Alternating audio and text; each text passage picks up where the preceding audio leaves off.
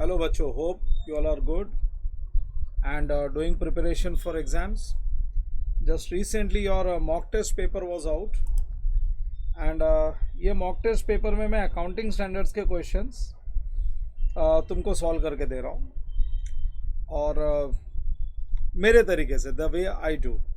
So अगर नहीं किया होगा तो accounting standard paper was simple, paper was not at all difficult. But इसमें से मैं अकाउंटिंग स्टैंडर्ड के क्वेश्चन सेलेक्ट कर रहा हूँ और वो मैं सॉल्व करके दे रहा हूँ. देखो, this is your May 23 mock test paper, जो लेटेस्ट मॉक टेस्ट पेपर है May 23. This is your mock test paper और इसके हम लोग अकाउंटिंग स्टैंडर्ड वाले क्वेश्चंस करेंगे. Look at the first question. Question number 1A. First question में क्या दिया है?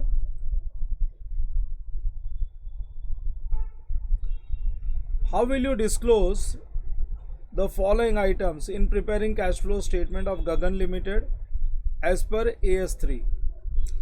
सिर्फ डिस्क्लोजर पूछा हुआ है. They have not asked full AS3, खाली डिस्क्लोजर पूछा हुआ है. 10% डिबेंचर्स, ओपनिंग बैलेंस दे रखा है और क्लोजिंग बैलेंस दे रखा है. देखो 1,10,000 अगर ओपनिंग बैलेंस है और क्लोजिंग बैलेंस 77,000 है, इसका मतलब है there is a redemption. There is a redemption. कितने का रिडम्पशन हो गया? 1,10,000 से क्लोजिंग बैलेंस हो गया 77,000. सो रिडम्पशन है 33,000 का. Debentures are redeemed. Debentures redeemed 33,000. So redemption of debentures, ये जो रिडम्पशन ऑफ डिबेंचर्स है, this is nothing but financing activity, because liability के वजह से पैसा आता है जाता है, तो फाइनेंसिंग एक्टिविटी. और साथ में एडजस्टमेंट 2 में बोला है debentures were redeemed at a premium of 5% at the end of the year, तो इस पे प्लस 5% प्रीमियम भी दिया होगा. So 33,000 plus 5%, that comes to 34,650. This is cash flow from financing activity. So ये फाइनेंसिंग एक्टिविटी में हम लोग नेगेटिव दिखाएंगे. और जो प्रीमियम पे किया ना, बोलते हैं premium was charge to profit and loss account. अगर ये प्रॉफिट एंड लॉस में चार्ज करना है तो फिर इनडायरेक्ट मेथड में, याद है, non operating non cash expense बनाते हैं हम लोग. शुरू में मैं प्लस करता हूँ non operating and non cash expense, ये उसमें हम लोग प्रीमियम लिख देंगे. कितना? 1650 है. 1650 का प्रीमियम उधर लिख देंगे. Unpaid interest on debentures, opening balance कितना है? 275 है और क्लोजिंग बैलेंस है 1175. सो आउटस्टैंडिंग इंटरेस्ट का अकाउंट अपने को बोला हुआ है, ओपनिंग और क्लोजिंग. सी मैं डिबेंचर इंटरेस्ट कैलकुलेट करूंगा. डिबेंचर इंटरेस्ट, मेरे पास डिबेंचर्स कितना है? 10% डिबेंचर्स है 1,10,000. सो 1,10,000. डिबेंचर के रिडम्पशन की कोई डेट नहीं दी है ना, eight the end of the year है, मतलब पूरे साल का इंटरेस्ट है. 1,10,000 इंटू 10%. 10% डिबेंचर्स ही है ना, हाँ 10% डिबेंचर्स. सो अगर मैं आउटस्टैंडिंग डिबेंचर इंटरेस्ट अकाउंट बनाऊँ, आउटस्टैंडिंग डिबेंचर इंटरेस्ट, तो ओपनिंग बैलेंस है 275, outstanding opening balance, and closing balance है 1175. और इंटरेस्ट ड्यूरिंग द ईयर का 11,000 का इंटरेस्ट हुआ. So debenture interest account debit to outstanding interest, तो यहाँ पे आ जाएगा आउटस्टैंडिंग इंटरेस्ट 11,000. अब इसको मैं अगर ऐड कर दूँ तो 11,275 minus 1175, 275 minus 1175, that gives us 10,100 का इंटरेस्ट पेड है. This is paid. और जो इंटरेस्ट पेड है ये non operating non cash expenses में जाएगा, as well as financing activity. Non operating non cash expenses में तो complete interest for the year जाएगा 11,000. ये जो इंटरेस्ट फॉर द ईयर है ना 11,000, ये तो इधर जाएगा. और ये जो इंटरेस्ट पेड है, दिस इज फाइनेंसिंग एक्टिविटी. अभी मैं खाली डिस्कस कर रहा हूँ हाँ, मैं अभी एट प्रेजेंट खाली डिस्कस कर रहा हूँ, उसके बाद में जब भी मैं सॉल्व करूँगा तब प्रॉपर सॉल्यूशन दूंगा। आगे क्या दिया हुआ है, debtors 36,000 written off against the provision for doubtful debts during the year. 36,000 का डेटर्स आरडीडी, सी आरडीडी का कोई इफेक्ट कैश फ्लो स्टेटमेंट में नहीं आता है बिकॉज वो कोई कैश का मूवमेंट नहीं है। So RDD less from debtors PNL debit, मतलब profit and loss, that's not a RDD. जो क्रिएशन ऑफ आरडीडी है ना, that is not cash flow item. 10% bond investments है, ओपनिंग इन्वेस्टमेंट्स और क्लोजिंग दोनों 350 है, नो मूवमेंट, इसमें कोई मूवमेंट ही नहीं है, ना तो हमने इन्वेस्टमेंट्स परचेज किया है ना इन्वेस्टमेंट सेल किया है। So there is no purchase and sale of investments.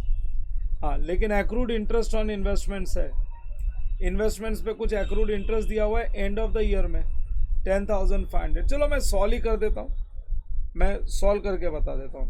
मेरे को एक तो अकाउंट बनाना है debentures account, I will open one debentures account. एक मैं बनाऊंगा आउटस्टैंडिंग इंटरेस्ट अकाउंट और दूसरा मैं बनाऊंगा इंटरेस्ट रिसीवेबल अकाउंट। मैं ये 3 अकाउंट बनाऊंगा और फिर मैं कैश फ्लो स्टेटमेंट बनाऊंगा। After that I will prepare a cash flow statement.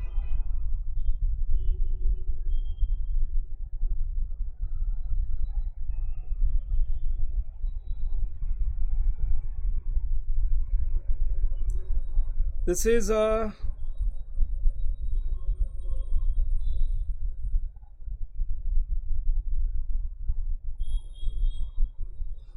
mock test paper.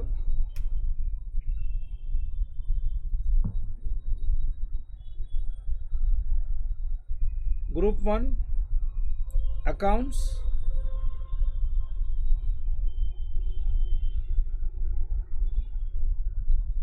May 23.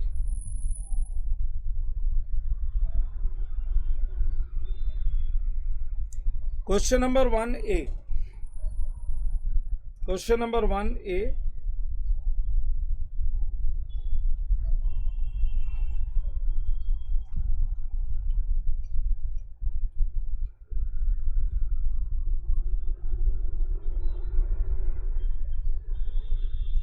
Cash flow statement.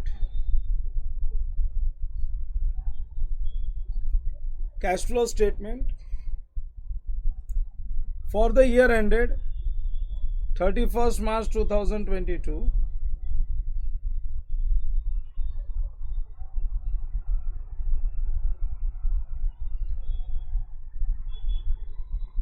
मैं कितने बड़े बड़े क्वेश्चन करवाता हूँ और कैसा सिंपल सा क्वेश्चन पूछ रखा है। 31st March 2022,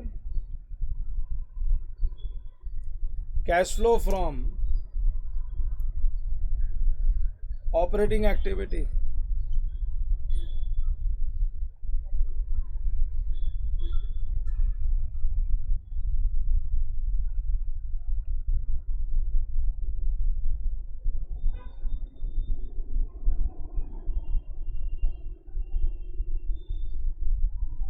हाँ, cash flow from operating activities,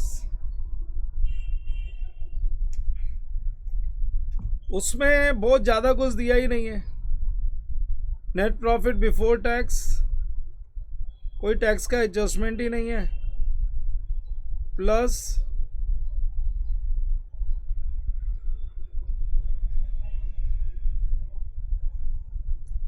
non operating non cash expense, plus non operating non cash expenses. 1-2 item इसके हैं, इसके नीचे 3 लाइन छोड़ दो और minus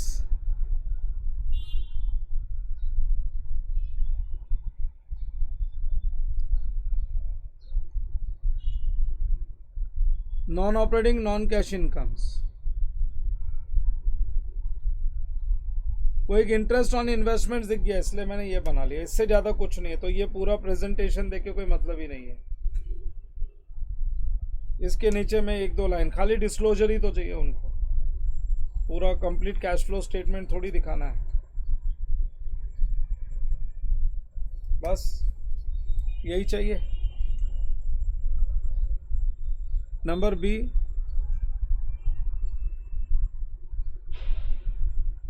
Cash flow from investing activities.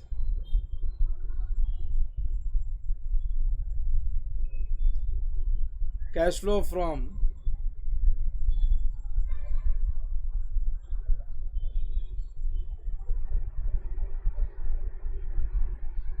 investing activities.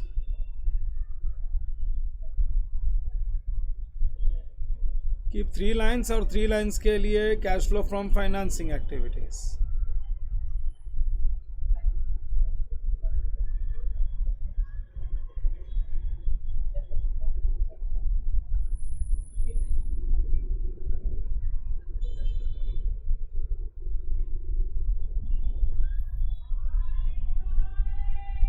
Cash flow from financing activities. Keep 3 lines for this also.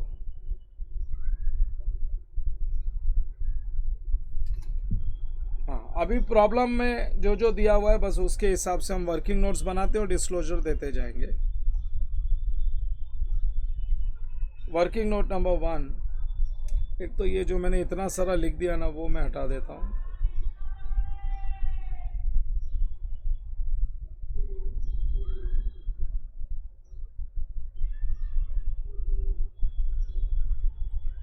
चलो सबसे पहले है debentures. So I open one account, debentures account. कितना % डिबेंचर्स है? मेरे को डिबेंचर अकाउंट ओपन करने की जरूरत ही नहीं है, डायरेक्टली हो जाएगा. Why to unnecessarily open account? Opening है 1,10,000 एंड क्लोजिंग है 77, सो 33,000 है. और यहाँ पे बोला है 5% प्रीमियम. और प्रीमियम के लिए बोला हुआ है प्रॉफिट एंड लॉस से प्रीमियम देना है. So profit and loss account debit to premium on redemption.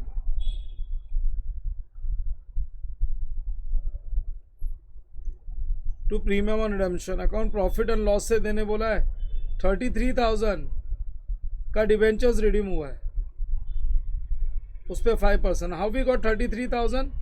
1,10,000 minus 77. So 33,000 into 5%.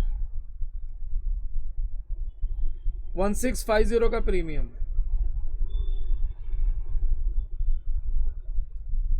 ये लो, debentures redeemed is a financing activity. Go to financing activity and write there 10% debentures. 10% debentures redeemed.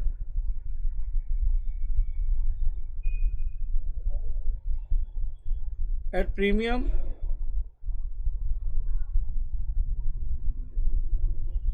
So 33,000 plus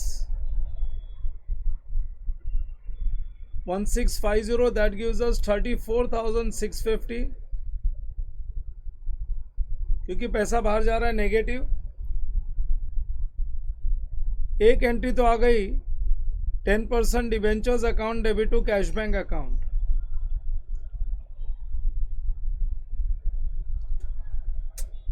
unnecessarily नहीं बढ़ाता हूँ, working notes नहीं बढ़ाता हूँ. It is understood ना, सीधा 1,10,000 और 77,000. सो ये लो, जो कैश का मूवमेंट हो गया वो लिख दिया. और प्रीमियम उन्होंने बोला है पीएनएल से देना है. प्रीमियम पीएनएल से देना है.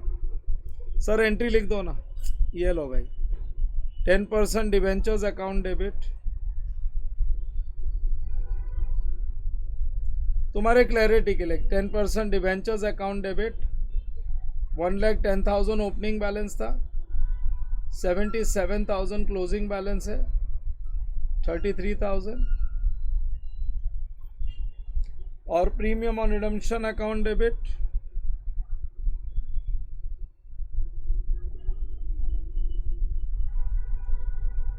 Premium on redemption account debit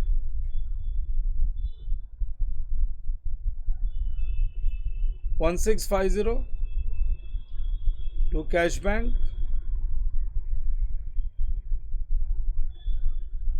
34,650. ये लो, ये कैश बैंक हो गया फाइनेंसिंग एक्टिविटी. Financing activity. और ये जो पीएनएल है इसको पीएनएल के डेबिट में ले जाओ. यहाँ पे लिख दो। प्रॉब्लम में बोला है पीएनएल से देना, इसलिए यहाँ पे लिख रहे हैं। Specifically mention premium on redemption of debentures.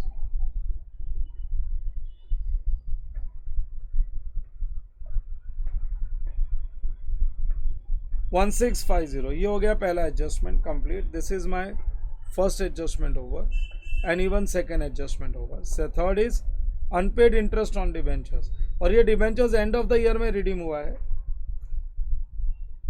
Unpaid interest on debentures, इसको समझाने के लिए मैं आउटस्टैंडिंग डिबेंचर इंटरेस्ट अकाउंट बनाऊंगा।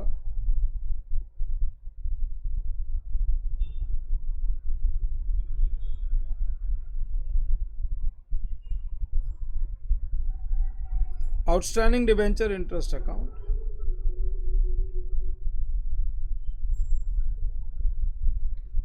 Outstanding debenture interest account.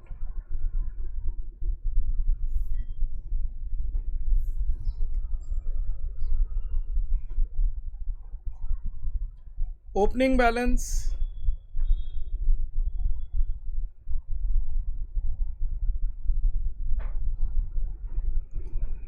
Opening balance है 275, क्लोजिंग बैलेंस है 1175।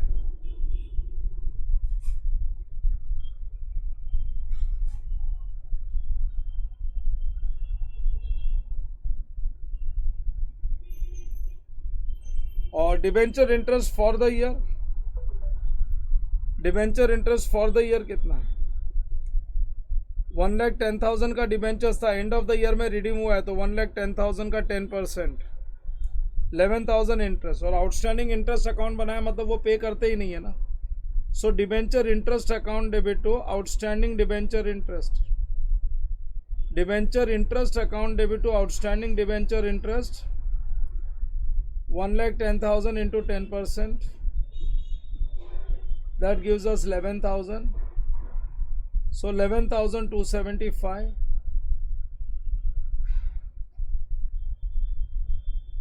minus 11,275 minus 1175, so 10,100. This is paid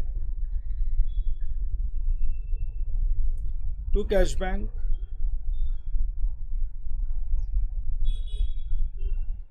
अब दो इफेक्ट है, ये जो पेड है ये तो फाइनेंसिंग एक्टिविटी है, डिबेंचर इंटरेस्ट पेड,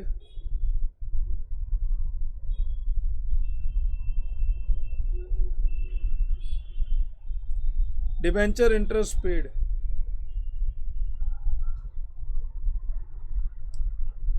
$1,10,000 नहीं 1,10,000 नहीं, सॉरी 10,100, क्योंकि पेमेंट है नेगेटिव है। और ये जो डिबेंचर इंटरेस्ट है एंड ऑफ द ईयर में, ये पीएनएल में जाएगा, पीएनएल के डेबिट में जाएगा। So PNL debit means non operating non cash expenses, debenture interest for the year,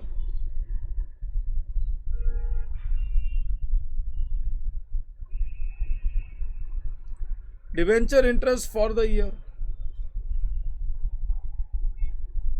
it's 11,000 rupees.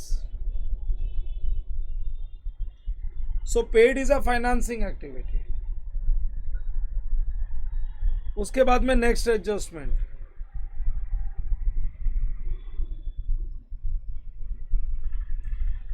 Debtors 36,000 written off against provision for doubtful debts during the year. See debtor against doubtful debts, ये कोई cash item नहीं है, no effect. So debtors written off against RDD,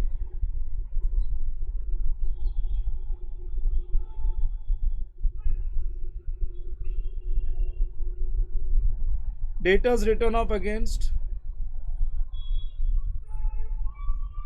provision for doubtful debts,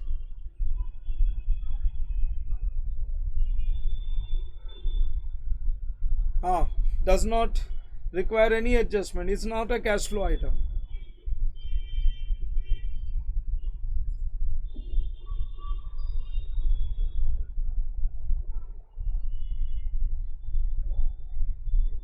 So no effect.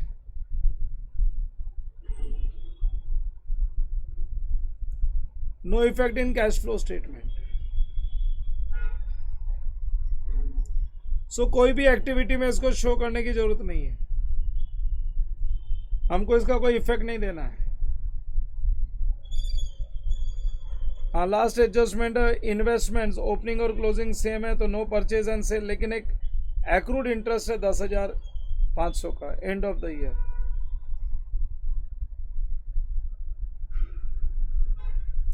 Accrued interest 10,500 का, अपना कितने का total interest कितना बनता है? 10% बॉन्ड है, सो 3,50,000 का 10% 35,000 हो गया। 35,000 का इंटरेस्ट टोटल रिसीवेबल है, टोटल इंटरेस्ट रिसीवेबल है 35,000 का, लेकिन उसमें से एंड ऑफ द ईयर में रिसीवेबल 10,500 दिख रहा है, इसका मतलब है बाकी अमाउंट रिसीव्ड हो गया। एक मिनट, इंटरेस्ट ऑन 10% बॉन्ड्स, ये 10% बॉन्ड्स अपना इन्वेस्टमेंट्स है, सो 3,50,000 इंटू 10% कम्स टू 35,000। अगर इसमें एंड ऑफ द ईयर में अपने को एक्रूड का मतलब अगर रिसीवेबल बताया है, अगर एंड ऑफ द ईयर में एक्रूड का मतलब होता है रिसीवेबल, 10,500 अगर रिसीवेबल बताया है, इसका मतलब है आउट ऑफ 35,000 10,500 इज रिसीवेबल, तो ये रिसीव्ड है। जो रिसीव्ड है वो फाइनेंसिंग एक्टिविटी, और ये जो टोटल इंटरेस्ट है ये पीएनएल के क्रेडिट में जाएगा, फाइनेंसिंग नहीं, दिस इज इन्वेस्टिंग एक्टिविटी क्योंकि इन्वेस्टमेंट पे है। सो investing activity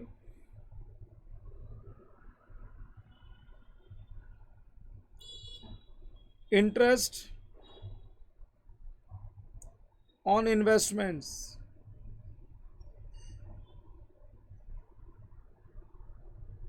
interest on investments received 24,500, interest on investments received is 24,500, और टोटल जो इंटरेस्ट है वो 35,000 का, वो इधर आ जाएगा, इंटरेस्ट ऑन इन्वेस्टमेंट्स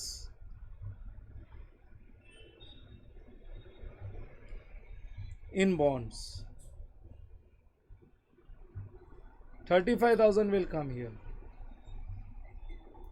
ये टोटल डिस्क्लोजर है 1650, 11,000, 35,000 इंटरेस्ट ऑन इन्वेस्टमेंट्स, ये हो गया ऑपरेटिंग एक्टिविटी। इन्वेस्टिंग एक्टिविटी में सिर्फ एक इंटरेस्ट ऑन इन्वेस्टमेंट्स है, और फाइनेंसिंग एक्टिविटी में है debentures redeemed at premium and debenture interest paid. So with this I have covered the first question. ये लो, क्वेश्चन नंबर 1 हो गया complete. Now comes question number 2। अगले क्वेश्चन पे जाते हैं, that is question number 2। Now look at question number 2।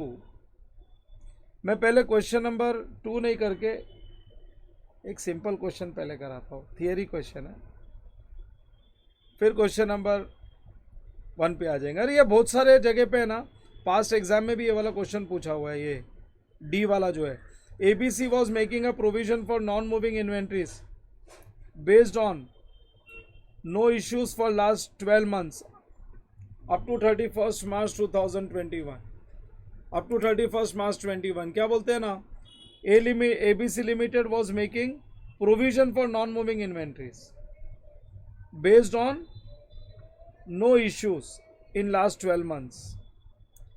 The company wants to provide during the year, company को provision create करने का है during the year ending 31st March 20 based on technical estimates.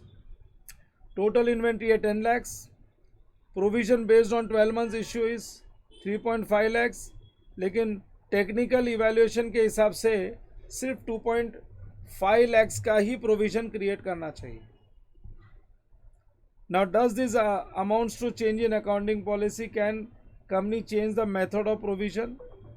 एक चीज़ तो याद रखना, मैंने तुम लोगों को AS5 सिखाया हुआ है और AS5 में मैंने तुम लोगों को सब लोगों को बताया change in provision is not a change in accounting policy. Provision के अमाउंट में बढ़ना कम होना वो एक चेंज इन एस्टीमेट होता है, और चेंज इन एस्टीमेट में अगर अमाउंट मटेरियल है तो उसका डिस्क्लोजर देना चाहिए, और अमाउंट मटेरियल नहीं तो डिस्क्लोजर नहीं देना चाहिए। सो ये जो डिसीजन लिया है ना of making provision for non-moving inventories on the basis of technical evaluation, है ना, इसको पहले बात तो चेंज इन अकाउंटिंग पॉलिसी नहीं बोलेंगे। सबसे पहले does this amounts to change in accounting policy, अपना आंसर है नो, ये चेंज इन एस्टीमेट है। सी अकाउंटिंग पॉलिसी क्या है, कंपनी ने पॉलिसी क्या बना के रखी है कि वो प्रोविजन क्रिएट करते हैं नॉन मूविंग इन्वेंट्रीज पे, ये उन्होंने एक पॉलिसी बना रखी है। और वो प्रोविजन के अमाउंट में पॉलिसी ये होती है कि प्रोविजन क्रिएट करना चाहिए, कम करना ज़्यादा करना वो एस्टीमेट है, वो चेंज इन एस्टीमेट है, वो चेंज इन पॉलिसी नहीं है। अब मेथड ऑफ एस्टीमेशन क्या था, पहले मेथड ऑफ एस्टीमेशन क्या था, ये था मेथड ऑफ एस्टीमेशन के हिसाब से 3.5 लाख आता था, लेकिन टेक्निकल इवैल्यूएशन के हिसाब से 2.5 लाख आ रहा है और कुछ नहीं है। सो अपने केस में क्या है ना, टोटल वैल्यू ऑफ इन्वेंट्री जो चेंज हो रही है वो 3.5 लाख से 2.5 लाख हो रही है बस। अब ये अमाउंट को तुम अगर मटेरियल मानते हो तो डिस्क्लोजर दे सकते हो नोट्स टू अकाउंट्स में, और अगर मटेरियल नहीं मानते हो तो डिस्क्लोजर नहीं दोगे। मेरे लिए 1 लाख रुपया मटेरियल है, सो ये कोई चेंज इन अकाउंटिंग पॉलिसी नहीं, चेंज इन अकाउंटिंग एस्टीमेट है। This is change in accounting estimate. So based on technical evaluation मेरे इन्वेंट्री की वैल्यू में 1 लाख रुपया कम लिख रहा हूँ, तो मेरा प्रॉफिट भी 1 लाख रुपए से कम हो जाएगा। My profit will decline by 1 lakh rupees. तो मैं एक डिस्क्लोजर दे सकता हूँ नोट्स टू अकाउंट में दैट हमने नॉन मूविंग इन्वेंट्रीज के लिए as per technical evaluation provision create किया है, और टेक्निकल इवैल्यूएशन पुराना हमारा जो इवैल्यूएशन था उसके हिसाब से 3.5 लाख था, बट टेक्निकल इवैल्यूएशन के हिसाब से जो हमने प्रोविजन क्रिएट किया वो 2.5 लाख है। तो अगर पुराना मेथड फॉलो किया होता तो इन्वेंट्री 3.5 लाख की होती, तो प्रॉफिट 1 लाख से ज़्यादा होता, क्योंकि इन्वेंट्री मोर तो प्रॉफिट मोर, और नए के हिसाब से profit will decline by 1 lakh, that's it. So मैं इसका आंसर ये लिखूंगा, सबसे पहले तो ये लिखने वाला हूँ कि प्रोविजन बदलना चेंज इन अकाउंटिंग पॉलिसी नहीं होती है। पॉलिसी तो ये है कि मैं प्रोविजन क्रिएट कर रहा हूं। So decision of making provision for non moving inventories on technical evaluation, ये कोई चेंज इन अकाउंटिंग पॉलिसी नहीं है। Accounting policy of company requires that provision for non moving items should be made. So पहला point number 1, accounting policy तो वो होती है कि हमको प्रोविजन क्रिएट करना चाहिए, हमने पॉलिसी बना रखी है, कभी भी अपने इन्वेंट्री की वैल्यू कम होती है तो प्रोविजन क्रिएट होना चाहिए, ये पॉलिसी है, ये प्रिंसिपल है। लेकिन कोई भी तरीके से उसको अगर तुम लोग मेजर करो और अमाउंट कम या ज़्यादा है, प्रोविजन की वैल्यू कम ज़्यादा है, वो चेंज इन एस्टीमेट है। सो अकाउंटिंग पॉलिसी, हाँ, accounting policy of the company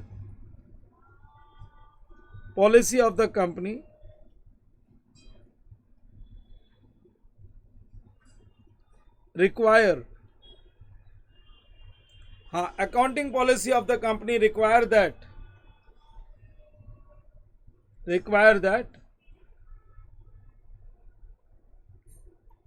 accounting policy of the company require that provision for non-moving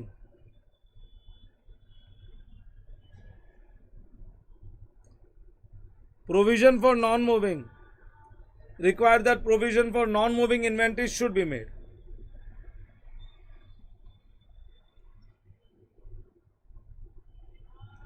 Inventories should be made.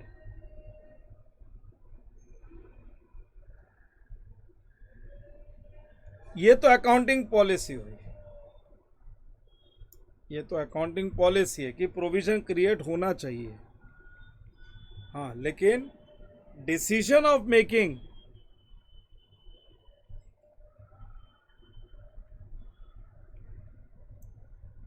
the decision of making the decision of making provision for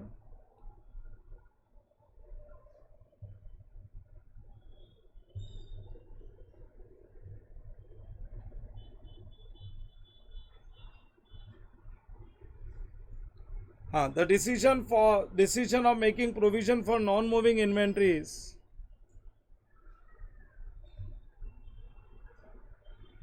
the decision of making provision for non-moving inventories on the basis of technical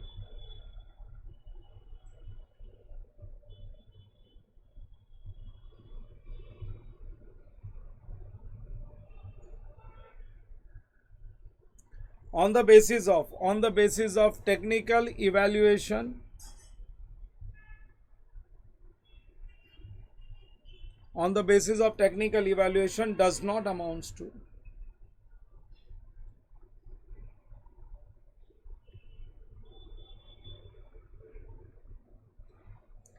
does not accounts to change in accounting policy.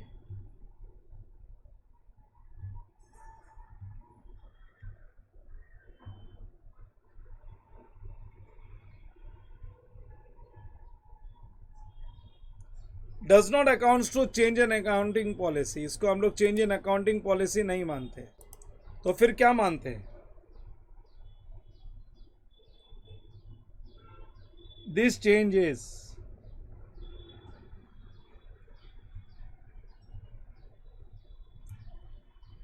Is considered as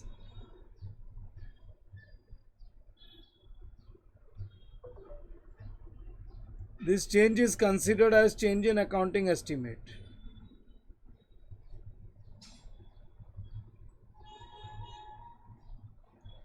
This change is considered as change in accounting estimate.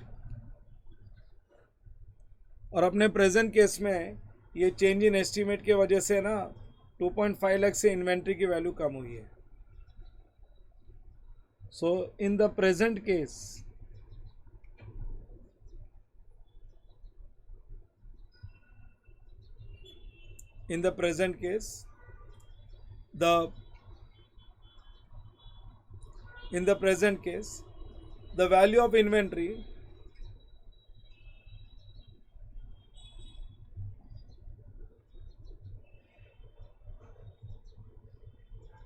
the value of inventory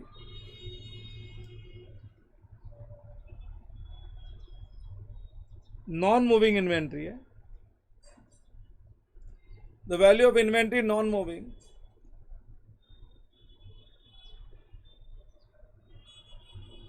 reduced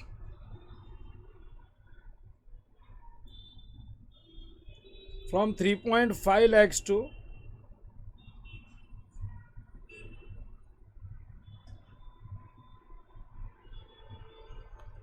in the present case the value of inventory, that is non-moving inventory, reduced from 3.5 lakhs to 2.5 lakhs.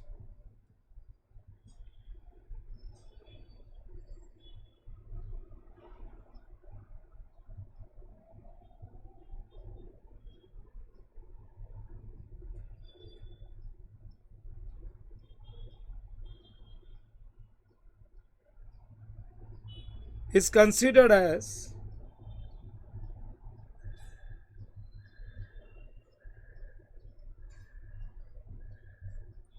change in accounting estimate.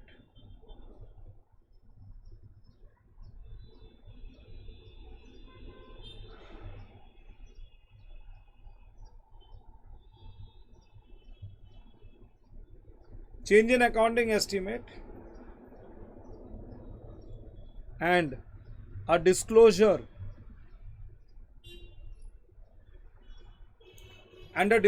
should be made in notes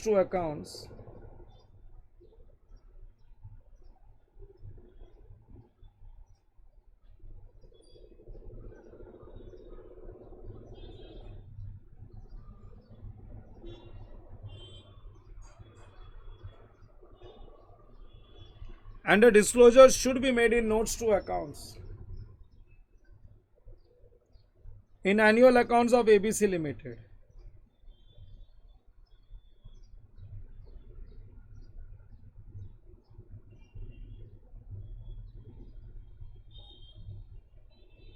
In annual accounts of ABC Limited for the year ended,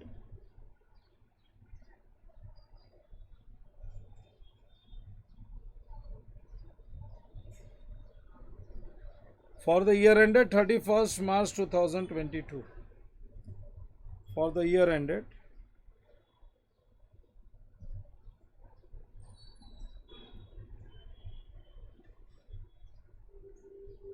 as under 22 as under, मैं यही लिखूंगा कि अगर पुरानी policy follow की होती, sorry पुरानी policy नहीं, अगर प्रोविजन पुराना वाला रखा होता तो प्रॉफिट ज़्यादा होता और कुछ नहीं। So notes to accounts, we will write notes to accounts. कैसे लिखेंगे? अगर हमने प्रोविजन पुराने तरीके से ही प्रोवाइड किया होता तो प्रॉफिट ज़्यादा आता था 1 लाख रुपए से और कुछ नहीं। अभी कंपनी ने टेक्निकल इवैल्यूएशन के हिसाब से प्रोविजन क्रिएट किया, लेकिन पहले पिछले साल में टेक्निकल इवैल्यूएशन के हिसाब से नहीं था। सो लिखो had the company followed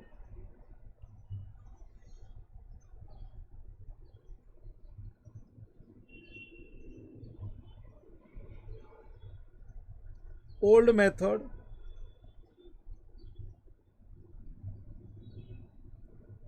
of creating provision, had the company followed old method of creating provision for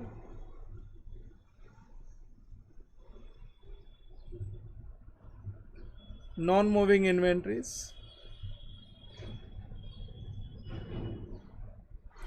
had the company followed old method of creating provision for non-moving inventories, the profit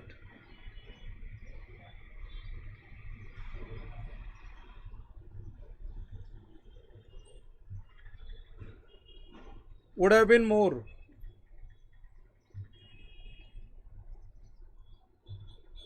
by rupees 1 lakh.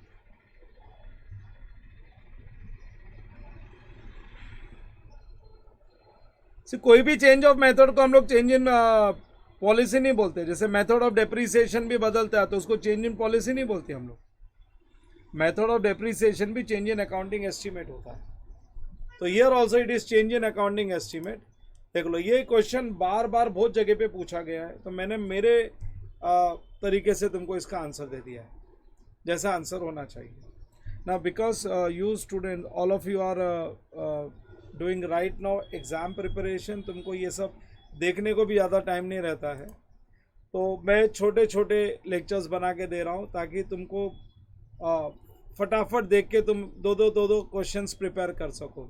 तो मैंने 2 question part 1 में, ये part 1 बना रहा हूँ जिसमें मैंने 2 question record कर दिए, और फिर मैं पार्ट 2 तुमको दूंगा, उसमें और 2 क्वेश्चन दे दूंगा।